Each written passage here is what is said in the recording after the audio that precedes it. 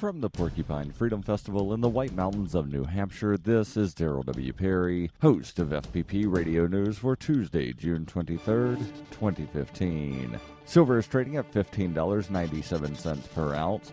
Gold is valued at $1,181 per ounce. And according to BitcoinAverage.com, the average price of Bitcoin is $246.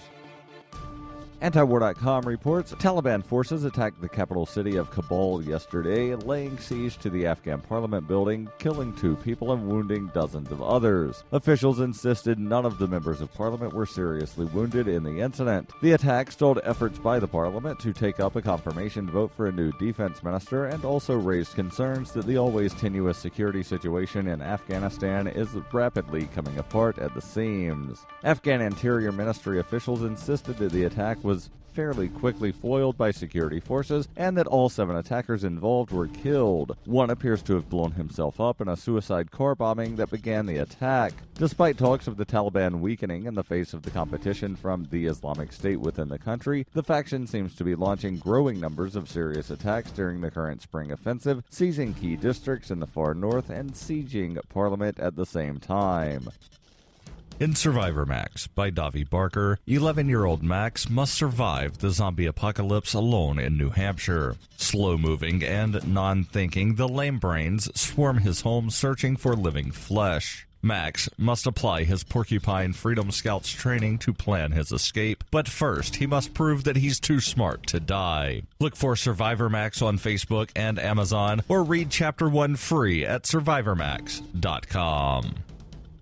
Reuters reports Baltimore police officers charged in the death of Freddie Gray will go on trial on October 13th in a case that sparked riots and protest, according to a spokeswoman for prosecutors on Monday. The trial is set for Maryland Circuit Court for Baltimore City, according to the spokeswoman for State Attorney Marilyn Mosby. The officers have been charged in the April death of Freddie Gray, who allegedly died from a spinal injury suffered in police custody. Widespread protest in the predominantly black city after Gray's death turned into a day of rioting, and National Guard troops were deployed to supposedly restore order. Charges for the 6 range from second-degree murder and assault to false imprisonment and misconduct in office. Arraignment had been slated for July 2nd, but an administrative judge canceled that hearing when the suspects entered not guilty pleas and requested a jury trial.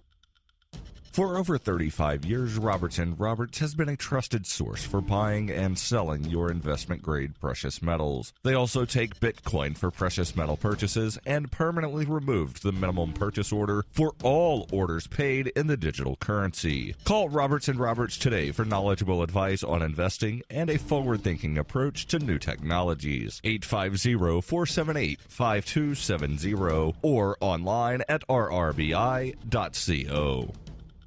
UPI reports Ernest Hemingway's house near Havana, Cuba, and thousands of the late author's documents will be restored and preserved in a joint effort by U.S. and Cuban authorities. The Finca Vigia Foundation will export $860,000 worth of U.S. supplies as part of the restoration efforts. The home, Finca Vigia, is where Hemingway spent the last 22 years of his life and where he wrote the Nobel Prize-winning book, The Old Man and the Sea. Finca Vigia Executive Director Mary Jo Adams said, "It's historic. Not since the 1950s has a building with the American materials been built here. The foundation began attempting to restore the home in 2005, but the U.S. trade embargo on Cuba stifled efforts. A recent thaw in Cuban-U.S. relations have allowed cooperation between the governments. A laboratory will be built in Cuba to restore and preserve Hemingway's belongings." Adams says Hemingway was a pack rat. He wrote a lot of letters and often he slept on them and never sent them. It provides a glimpse into his thought process. Hemingway's home was transferred into the Finca Vigia Museum after his wife Mary donated the house to the Cuban government. Adams said, "We will need to send a tremendous amount of tools over here: hammers, screwdrivers, nails, nuts, bolts, everything. We sent needs to have all the corresponding parts. We are under no illusions that there is a Home Depot in Cuba." Cuba's National Council for the Cultural Heritage will work with the foundation. Hemingway moved back to the United States from Cuba in 1961 and committed suicide later that same year.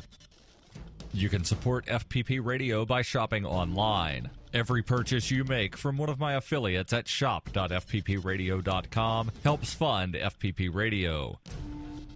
This has been FPP Radio News, online at fppradio.com.